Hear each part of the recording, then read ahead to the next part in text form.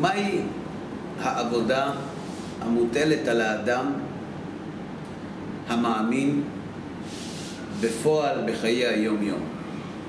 מעבר לקיום המצוות, הדקדוק במצוות, לימוד התורה, לאן צריך להגיע?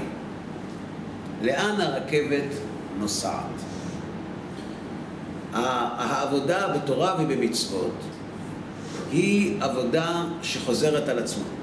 אמנם כותב למשל רבי חיים ויטל על התפילה. תפילה זה אחד הדברים שכשאנחנו מבצעים אותו, אנחנו יכולים בקלות רבה לשקוע בשגרה. כי זו אותה תפילה, כל יום, כל שבת, כל ראש חודש, כל חג.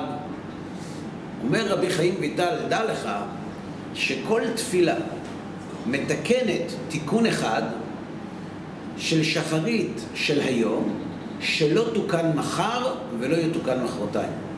שלא תוקן אתמול ולא יתוקן מחרתיים. כלומר, התיקון שהתפילה של היום בבוקר עושה, היא הופעה אחת, חד פעמית, שאי אפשר להחזיר אותה לאחור. וכשאדם חי עם תחושה כזאת, זה בעצם כל יום יש לו רק תפילה אחת.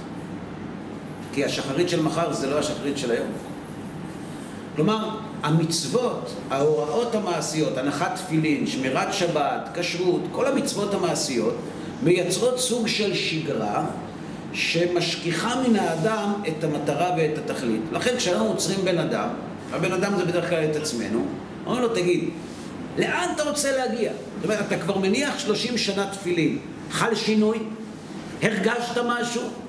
התקדם משהו? אז אם הוא אדם אמיתי,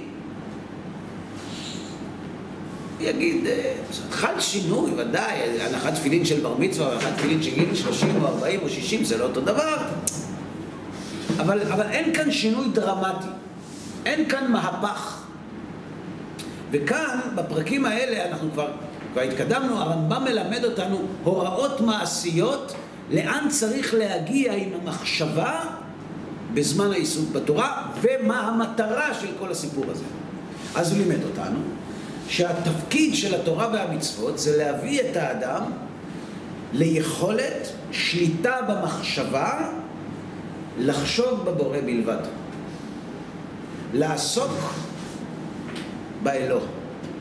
כי כשהאדם עוסק באלוה, הוא זוכה לשפע עליון, לדבקות, להשגחה, וזו למעשה המטרה שלמענה האדם נברא, כדי להגיע לדבקות בבורא. והוא מלמד את תלמידו, רבי יוסף אבן עקנין, עליו השלום, שכשאתה לומד תורה או מתפלל, אתה צריך לפחות בפסוק הראשון של קריאת שמע, ולפחות בברכה הראשונה של תפילת 18, להגיע למצב ששום מחשבה זרה לא מפסיקה בינך ובין המחשבה בבורא. אתה לא תסתפק בזה, הוא אומר לו, אבל זו צריכה להיות נקודת ההתחלה שלך. ואחרי כמה שנים שתתמיד בזה, תוכל להתקדם. עד כאן לימד אותנו הרמב"ם במה צריך האדם, וזה למדנו בשנים הקודמים, מי שרוצה יכול לשמוע, מה האדם צריך לחשוב ובמה הוא צריך להתרכז כשהוא עוסק בתורה ובמצוות. רק מה? זה גם למדנו בשנים הקודמים. יש בעיה, תשמע, אנחנו צריכים לאכול, אנחנו צריכים לעבוד, אנחנו צריכים לישון. יש עוד הרבה פעולות תחזוקה שאנחנו צריכים לבצע חוץ מתפילה ולימוד תורה. על מה חושבים אז? שהרי אם המטרה זה לחשוב בבורא, וכשאנחנו עוסקים בעבודה, במלאכה או בפרנסת הגוף, אנחנו לא יכולים להתרכז רק בבורא. לכאורה זמן רב מאוד אנחנו מנותקים מן העיסוק בקדוש ברוך הוא. אומר הרמב"ם,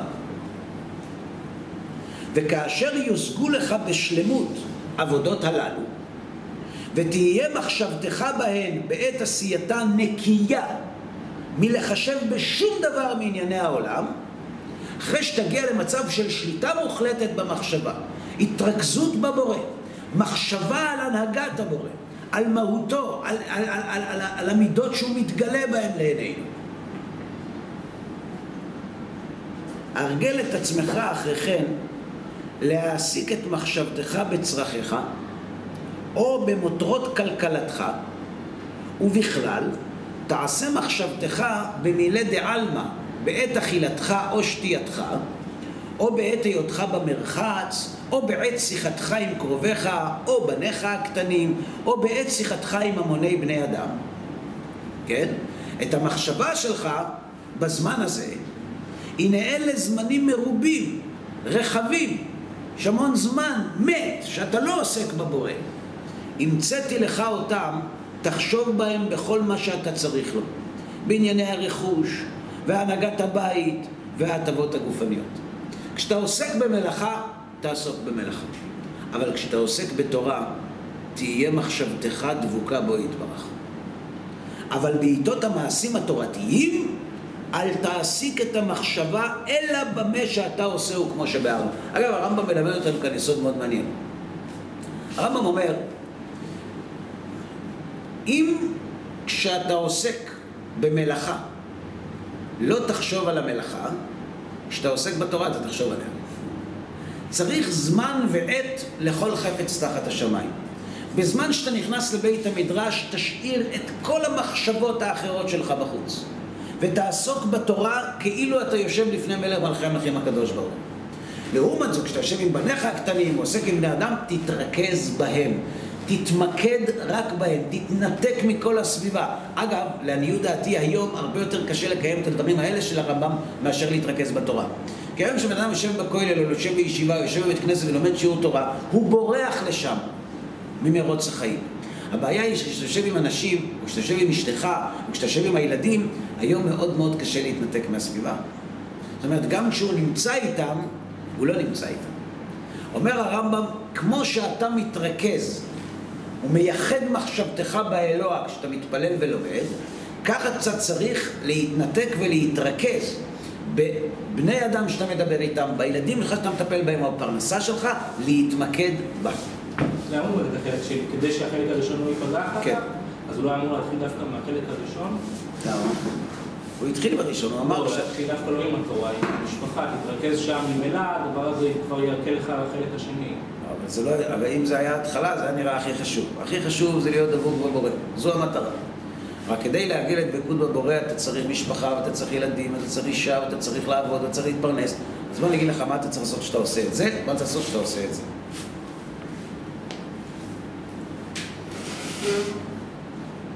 אבל,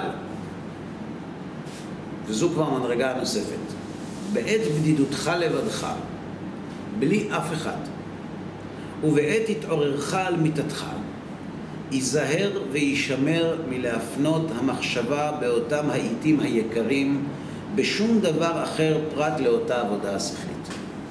כלומר, דע לך, מתי תוכל לבדוק מה המדרגה שלך? מה אתה עושה כשדעתך פנויה? כשאתה לא עוסק עם אנשים וכשאתה לא לומד תורה. אלה הרגעים החשובים ביותר, מפני שהרגעים האלה מלמדים מי אתה. האם כשאתה שוכב לבד במיטה, כשאתה מתעורר משנתך, או כשאתה מתבודד עם עצמך, האם אז ברגעים האלו שאתה לא מחויב לפרנסה ולא מחויב לבני אדם ולא מחויב לאשתך ולא מחויב לילדים שלך, במה אתה חושב אז? אומר הרמב"ם, וישמר מלהפנות המחשבה באותם העיתים היקרים בשום דבר אחר פרט לאותה עבודה השכלית.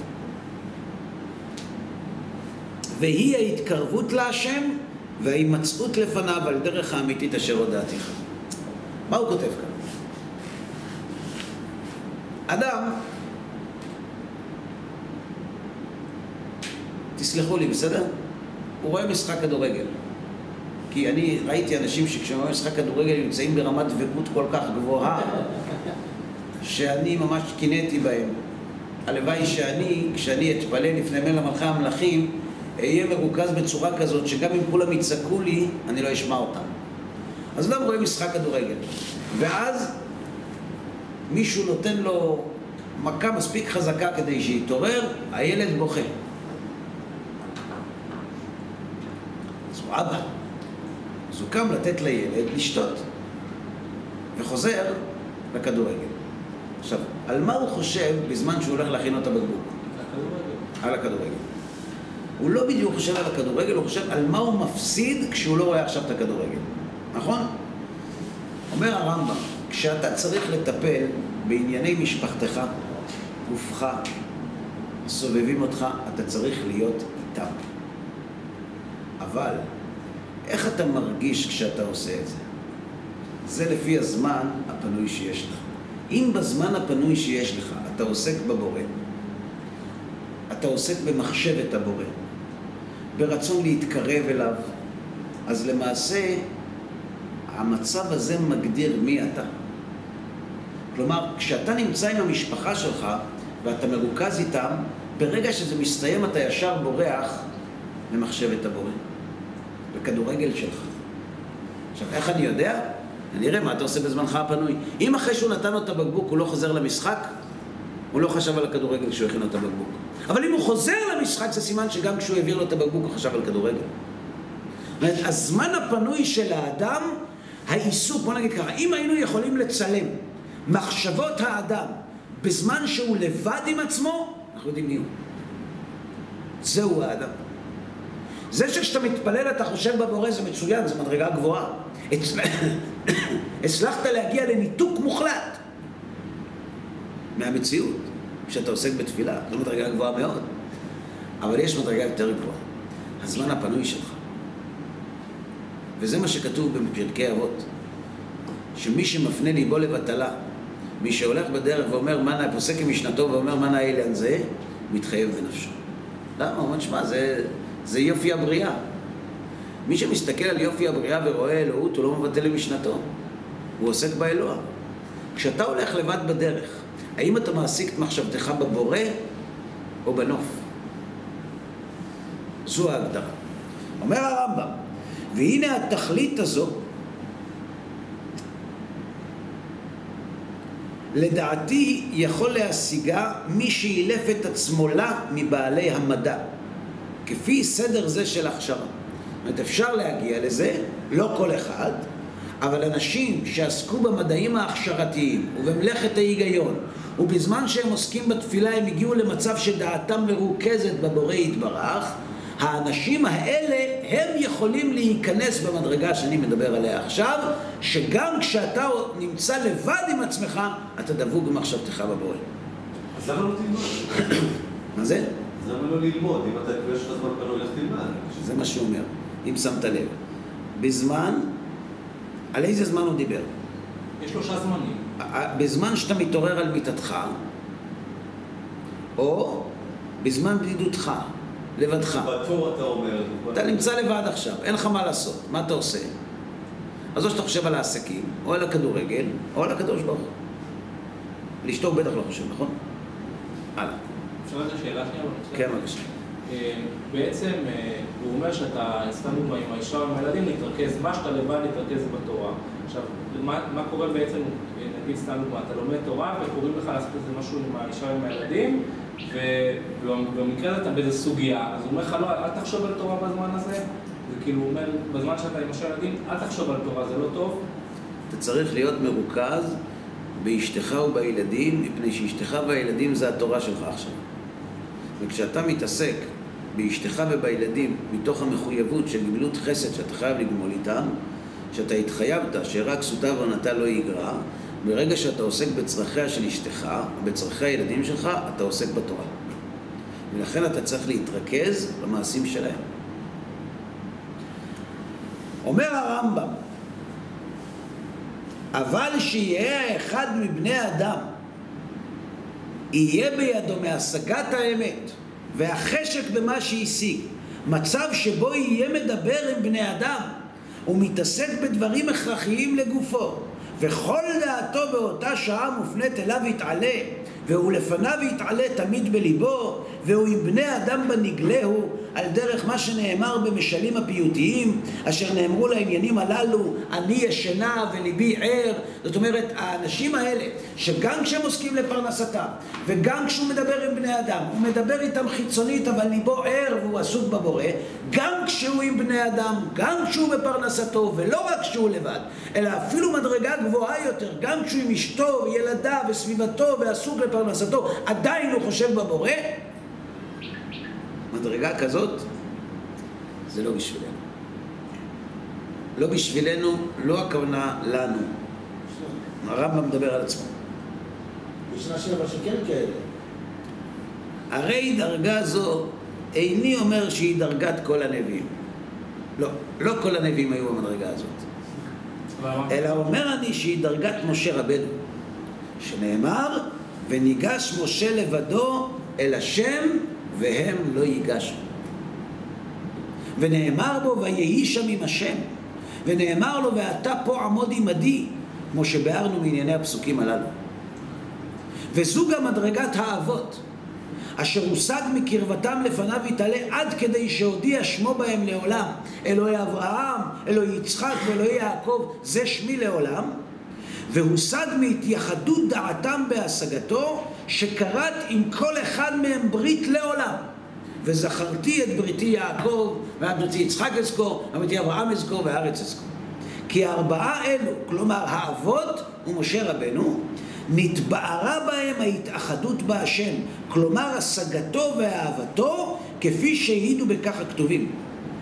כלומר, דע לך שאברהם, יצחק ויעקב הגיעו למדרגה שגם ענייני החולין שלהם לא הסיחו את דעתם מן הדבקות בבורא. כלומר, אברהם אבינו, יצחק אבינו, יעקב אבינו ומשה רבנו, גם כשהם עסקו באכילה ובשתייה ובזיווג ובטיפול בילדים ובדאגה לעם ובחליבת הצאן, גם כשהם עסקו בדברים הכי גשמיים, דעתם הייתה דבוקה בבורא בדיוק באותה עוצמה, כמו שהייתה בעת שהם עומדים לפניו בתפילה. כל חייהם היו דבקות בבורא. אבל אלו היו ארבעה: אברהם, יצחק, יעקב ומשה. עכשיו פה אנחנו מקבלים קצת מושג במה שמלמדים אותנו חז"ל, שחייב אדם לומר מתי יגיעו מעשיי למעשה אבותיי אברהם, יצחק ויעקב. על איזה מעשים מדובר? לפי מה שהרמב"ם מלמד כאן, שאפילו מעשי החולין שלנו יהיו קדושים כמו מעשיהם של אבותינו. והם היו כל כך דבוקים בהשם בכל רמה חבריהם ושס"ה גידיהם כל הימים, ששם השם נקרא עליהם. וזה הכוונה שהקדוש ברוך הוא קראת איתם ברית, כי לא היה רגע אחד בחייהם שהיה מרוקן מהקדוש ברוך הוא. זו הכוונה כריתת ברית. זה מה שכותב הרמב"ם. אז יש לנו למעשה פה שלושה מצבים. טוב, יש ארבעה. המצב הראשון זה איפה שאנחנו. שגם כשאנחנו עומדים לפני הקדוש ברוך הוא, אנחנו עסוקים בפרנסת ביתנו, כמובן מתוך שזה מצווה. אנחנו מצווים לפרנס משפחתנו, עסוקים במצווה, אנחנו חושבים בענייני הפרנסה, כי זו מצווה גדולה לפרנס את המשפחה, זה לימוד זכות גדול. אבל זו המדרגה שאיתה מתחילים, שכשאדם מתפלל, כל המחשבות באות לו בראש. ואז הוא צריך להתחיל להתאמן, לסלק המחשבות הזרות מראשו. כשהוא עומד בתפילה לפני השם בקריאת שמע, בברכה הראשונה 18, להגיע למצב ששום דבר בעולם לא מזיז אותו מדעתו.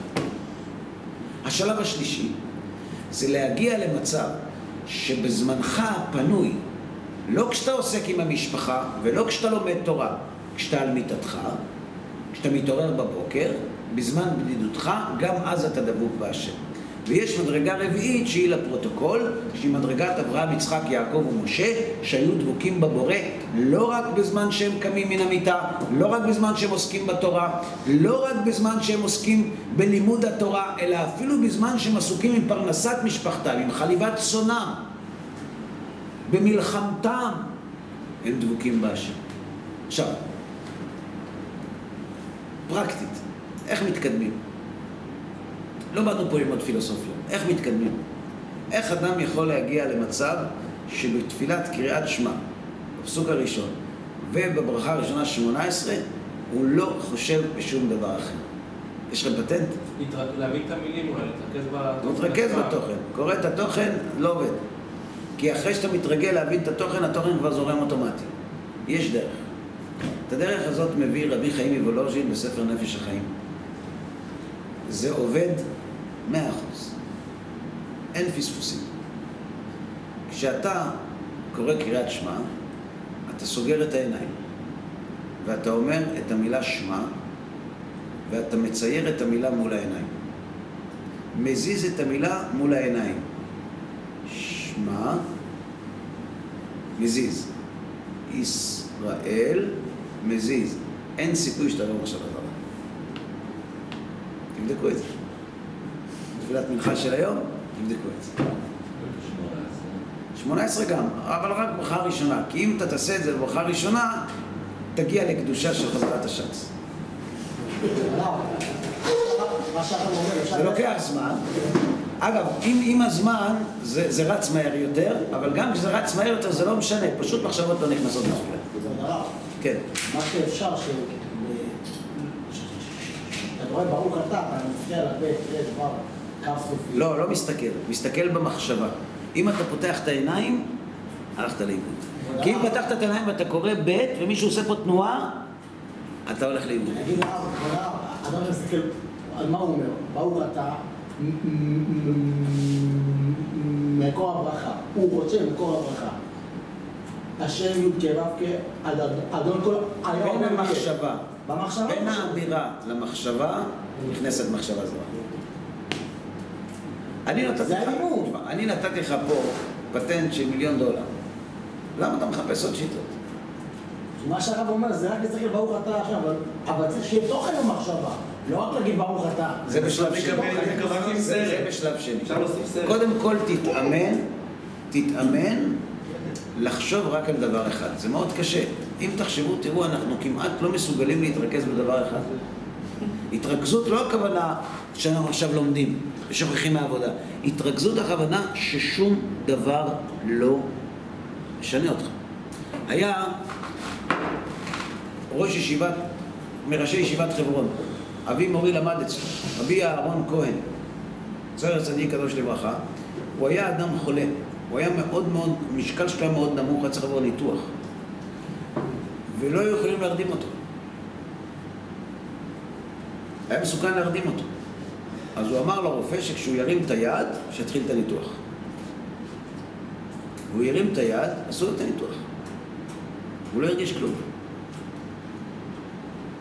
איך זה יכול להיות? תרכז במשהו אחר. תרכז במשהו אחר. אם זה האישה, אנחנו עזבו עובר לידינו, ככה. זה עבודה, זה לא בלבד. זו עבודה של חיים. אדם שרגיל לכוון את דעתו בתפילה, הוא מאמן את עצמו להתרכז בקדוש ברוך הוא. ברגע שהאדם מתרכז בקדוש ברוך הוא באמת, הוא לא מרגיש מסביב שום דבר. כי אנחנו לא נמצאים במדרגה הזאת, אז נתנו לנו כל מיני טכניקות איך לעשות את זה. בוא, תצייר את המילים. קודם כל תתאמן לצמצם את המחשבה למקום אחד ששום דבר לא יפריע לך. אחרי זה תכוון פירוש המילות. ככה זה עובד. כן, בבקשה. אנחנו למדנו שהרמב"ם אומר שככל שהבן אדם דבוק במחשבתו בקדוש ברוך הוא, ככה הוא איננו כפוף לחוקי הטבע. אנחנו תכף נגיע לזה, כן. למדנו את זה כבר, כן. אז איזה זמן מדבר? הזמן על לימוד תורה, על הזמן של העיסוק בפרנסה? על הזמן שהוא דבוק בבורא.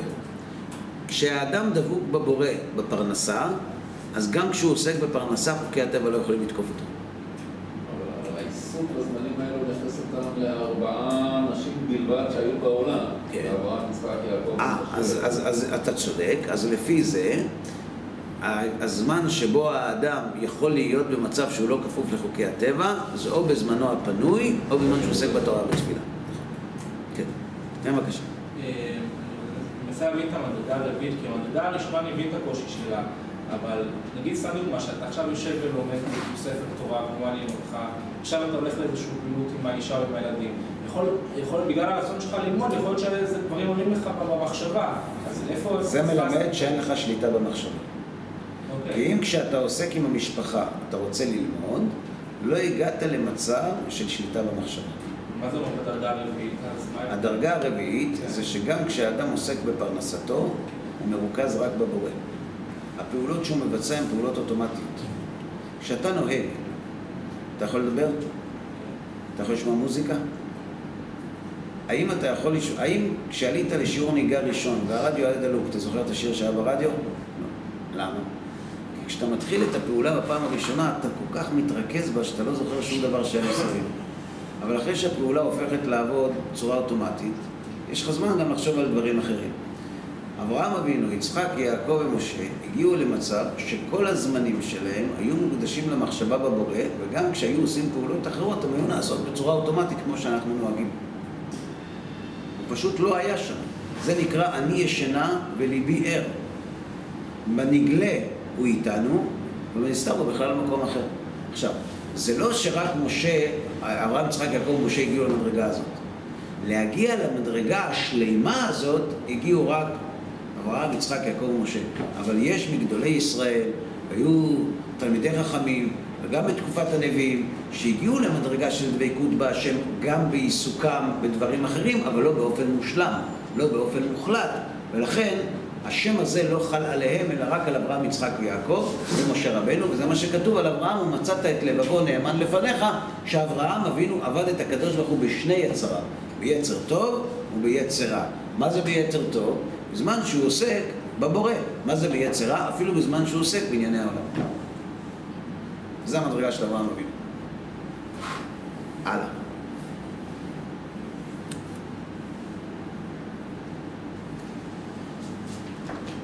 וכן השגחת השם בהם ובזרעם אחריהם גדולה. והיו עם זאת פעמים מתעסקים בהנהגת בני אדם והגדלת הממון והטיפול ברכוש, וזה לדעתי ראיה שהם בשעת אותם המעשים היו עושים אותם באיבריהם לא יותר. תדע לך שבזכות הדבקות המושלמת של אברהם, יצחק, יעקב בקדוש ברוך הוא, זכו בניהם שהשגחת השם עליהם גדולה יותר מאשר על אחרים. מדוע? אבל אנחנו לא אברהם, יצחק ויעקב. אתה אומר לי ככה, כשאתה דבוק בבורא אתה מושגח. ומכיוון שהם היו המושגחים האולטימטיביים, הכי מושגחים בעולם. מי היו האנשים הכי מושגחים בעולם? אברהם, יצחק, יעקב ומשה. מדוע? כי בכל שעותיהם ועיתותיהם הם היו דבוקים בו יתברך, והשפע האלוהי חל עליהם כל הזמן. בסדר, זה הם. זה נכון שאנחנו ילדים שלהם, אבל אנחנו לא נמצאים במדרגה הזאת. התשובה לכך תינתן בעמוד הבא, כשהוא יעסוק באדם צדיק שהיה דבוק בבורא בזמן שאינו דבוק בו, באיזו מדרגה הוא נמצא. האם אדם שלא דבוק בבורא, כלומר לא מושגח, האם הוא לא מושגח כמו מישהו שאף פעם לא היה דבוק בבורא, או שהוא לא מושגח כמו מישהו שהיה דבוק בבורא ועכשיו הוא לא מושגח? ויש כאן הבדל. אז בזה נעסוק בעמוד הבא. אבל הוא אומר לנו, למה בחר השם בנו? למה הקדוש ברוך הוא משגיח על בני ישראל? כי ההשגחה על בני ישראל היא שארית מן השפע שהשפיע הקדוש ברוך הוא על האבות הקדושים. לא מרובכם חשק השם בכם, כי אתם המעט מכל העמים, אלא בשל השבועה שנשבע לאברהם, יצחק וליעקב. כיוון שאברהם, יצחק ויעקב היו דבוקים בקדוש ברוך הוא דבקות מושלמת, השפע האלוהי חל עליהם בצורה עצומה, ולכן זה זלג גם לילדים שלהם. וזו ההשגחה שהקדוש ברוך הוא משגיח על עם ישראל. הם לא צריכים כלי בשביל זה שיש את השפע? אז עכשיו אתה שואל שאלה אחרת. מה קורה עם אדם שהוא לא דבוק בבורא והיה דבוק היום מושגח? אמרתי, זה נדבר בעמוד הבא. בסדר?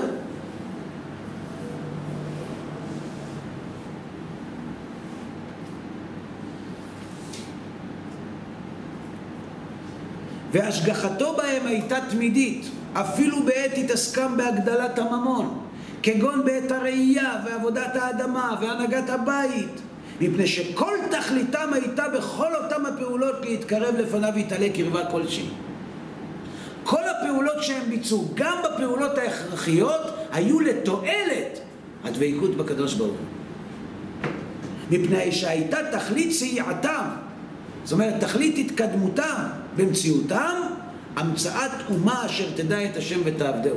פירוש. הקדוש ברוך הוא מבטיח לאברהם אבינו שיצא ממנו עם שיקבל תורה מהקדוש ברוך הוא. מאותו רגע אברהם אבינו, כל הפעולות שהוא מבצע זה לתועלת המטרה הזאת. לטובת המטרה הזאת. הוא אוכל בשביל שיצאו לו ילדים שיקבלו את התורה. הוא ישן כדי שיצאו ממנו ילדים שלומדים את התורה. הוא עובד כדי שיש לו כסף לפרנס את הילדים כדי שיצאו לו ילדים שלומדים את התורה. זו הדבקות של אברהם אבינו בקדוש ברוך הוא. איפה זה כתוב דרך אגב? שמה? שהוא הבטיח לאברהם שאז הוא יקבל את התורה. הוא אומר לאברהם אבינו שממנו יצא בן שיפרסם את אלוהותו בעולם, נכון? כלומר, אברהם אבינו רואה שליחות בלפרסם את שמו של הקדוש ברוך הוא בעולם, והבן שלו יהיה זה שימשיך אותו. אז כל מה שיש לו הוא עושה רק כדי שהבן שלו ימשיך אותו. בסדר? אנחנו קוראים לזה היום תורה, כי קיבלנו תורה. לפרסם אלוהותו בעולם. זו הכוונה.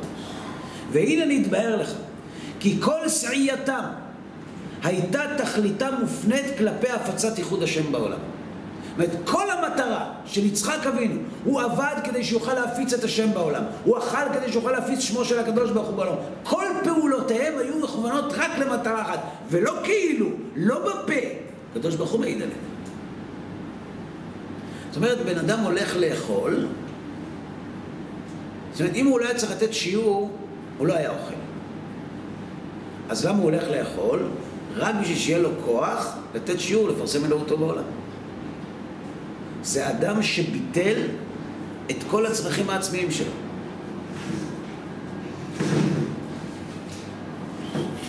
כלפי הפצת ייחוד השם בעולם והנחיית בני אדם לאהבתו יתעלה, ולפיכך נתקיימה בידם הדרגה הזאת.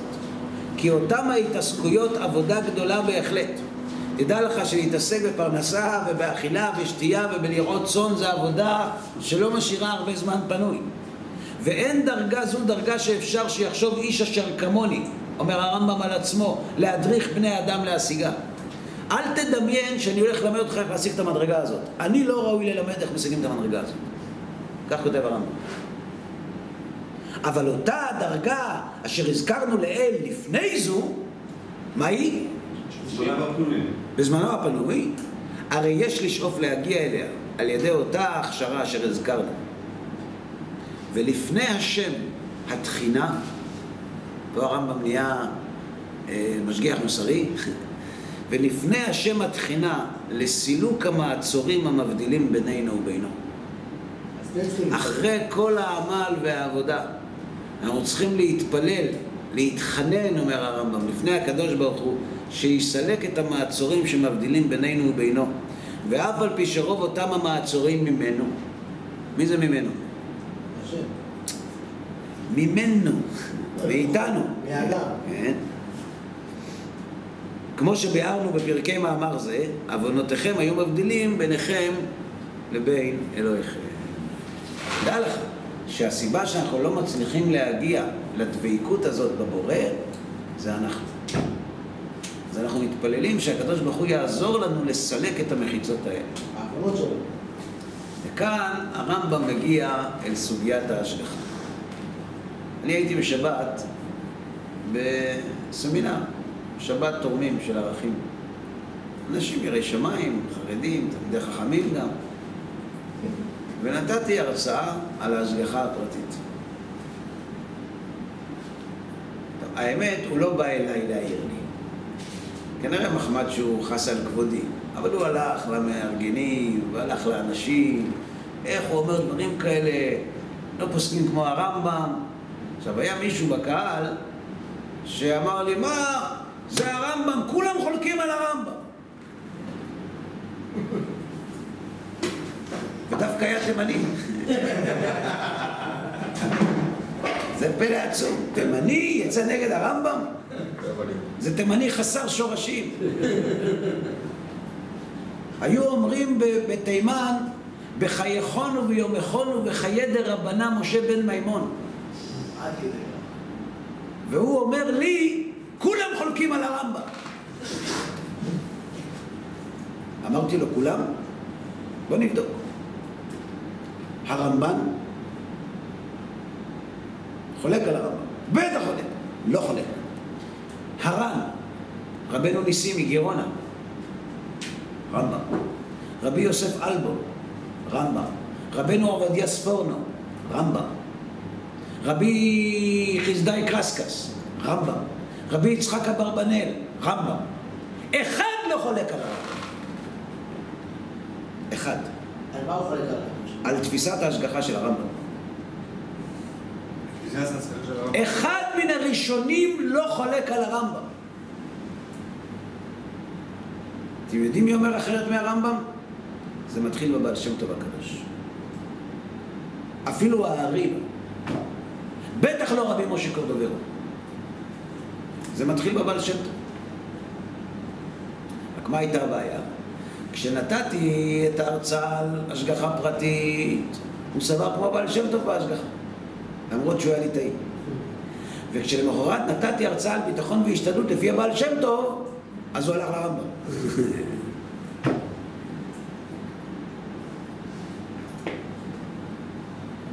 אז עכשיו הגענו לסוגיה של ההשגחה לפי הרמב"ם.